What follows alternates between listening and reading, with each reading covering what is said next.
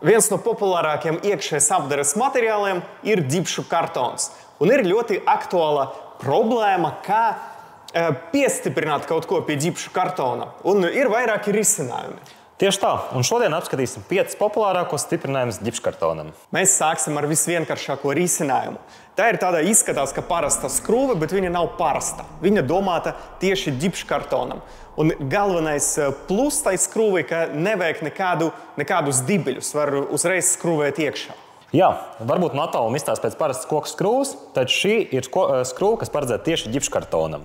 Viņai ir 2 vītnes, viena ir rupjāka, viena ir smalkāka, un attiecīgi šī rupjā vītne ļoti labi ieķerās dibškartona materiālā. Viņai nav vajadzīgs nekāds priekšvarbums un nekāds dībels.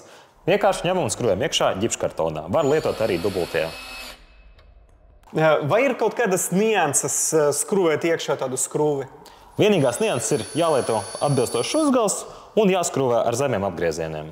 Sanāca ļoti viegli un ātri, bet cik izturīgi tas būs? Šis būtu tāds visvienkāršākais risinājums. Attiecīgi arī slodzes ziņā vismazāk noturīgs, bet kādai glaznai pilnīgi noteikti, ka pietiks. Kaut kādu fotorāmīti var pielikt? Tieši tā. Tagad būs nedaudz sarežģītāks variants, tāpēc, ka būs gan skrūve, gan dibelis, gan dibelem būs vajadzīgs priekšurbums. Tas izskatās pēc vienkārša dibeļa, bet baigi vienkāršais viņš nav, vai ne? Tieši tā. Šis ir divkomponenta dībels, kuru skrūvējot iekšā dobos materiālos, otrā pusē viņš izveido tādu kā mezglu. Un šajā gadījumā skrūvēt viņu dibškartonā, mēs to arī nodemonstrēsim. Kādi tur ir tie posmi? Ko jādara? Pirmais solis ir uz izurviem attiecīgi izmēra urbumu. Šajā gadījumā mēs lietosim 6 mm dībeli, tātad arī urbum jābūt 6 mm.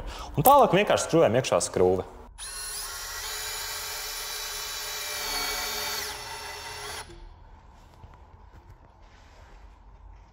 Tas jau izskatās daudz nopietnāk nekā vienkārši skrūve. Tiešām? Tā arī ir. Jo skrūve turās attiecīgi tikai pie urbuma sienām. Taču šis te dībels, viņš otra pus materiālam izveido mezglu un attiecīgi lielāku atbalsta laukumu. Lai ieinstalētu to plasmasas dibeli, mums vajadzēja uztaisīt priekšurbumu. Bet tagad ir metāla dibelis. Cik es saprotu, tur nevajag nekādu priekšurbumu. Tieši tā. Metāla dībelim nav vajadzīgs priekšurbums, jo šo priekšurbumu pats dībels arī sev uzstājas. Mums nepieciešams tikai attiecīgais uzgals, kas būtu šajā gadījumā PZ2, un skrūve, kas nāk komplektā ar dībeli.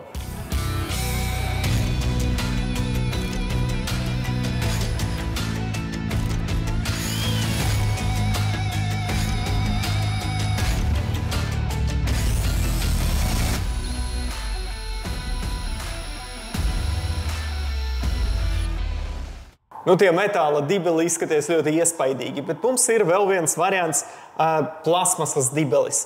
Kādas viņam ir īpašības? Šajā gadījumā šim plasmasas dibelim īpašība tāda, ka otrā pusē viņš uztaisa lielu atbalsta virsmas laukumu. Lai instalētu šo dibeli, ir nepieciešams priekšurbums un skrūve. Skrūve jau nāk komplektā ar dibeli. Kad tu skrūvē iekšā, es dzirdu tāds klikšķis bija. Kas tas ir? Tieši tā. Tas ir kā skaņas indikators, ka dībelis ir nofiksējies. Pamata atšķirības starp šiem dībeļiem ir tā, ka šos te metāla dībeļus, ko skrūvējam iepriekš, var skrūvēt arī dubultajā reģipsī, bet šos te plasmasas ankurus gan mēs varam skrūvēt tikai viens kārts reģipsī. Tie 3 dibeļi, ko tagad rādījām, tie noteikti ir kaut kam nopietnākam nekā vienkārši fotorāmītim. Tieši tā. Šāda veida dībeļi jau būtu paredzēti stiprināt pie dibškartona sienas kādu plauktu vai kādu mēbeli. Bet ja man vajag pielikt televizoru vai kaut ko vēl masīvāku, piemēram, Omas vecie pulksteni tādu, arī tam mums ir izcinājums. Tas būtu metāla dībelis, kurš atverās otra pus materiālam ar lielu atbalsta laukumu. Lai instalētu šos te metāla dībeļus, atkal ir nepieciešams priekšurbums un īpašas stangas, lai šos dībeļus iestrādātu.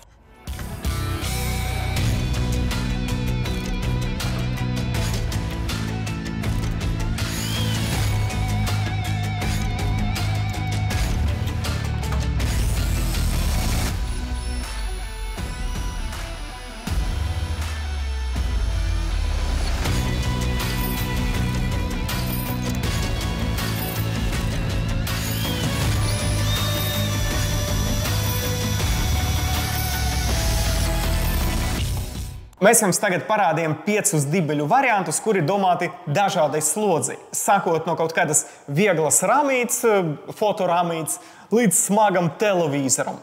Tieši tā, un jebkuru no šiem stiprinājumiem atradīsiet kādā no Vurtas veikaliem.